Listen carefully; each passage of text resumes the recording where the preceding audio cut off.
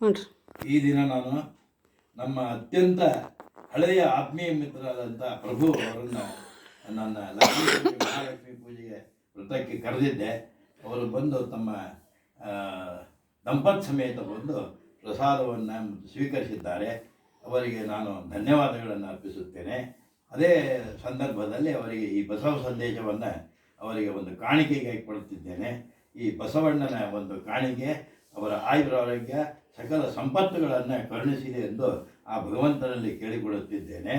ಆಯುಷ್ಯ ಆರೋಗ್ಯ ಮುದಾರ ಸೌಖ್ಯಂ ಸುಪುತ್ರ ಪೌತ್ರಾದಿ ಕುಲಾಭಿವೃದ್ಧಿಂ ಭಕ್ತಿಂಚ ವಿದ್ಯಾಂಚ ವಿರಕ್ತಿ ಬುದ್ಧಿಂ ಪ್ರದೇಹಿ ದೇವ ಶ್ರೀ ಮಂಚಿಕೆರೆ ಬಸವೇಶ್ವರ.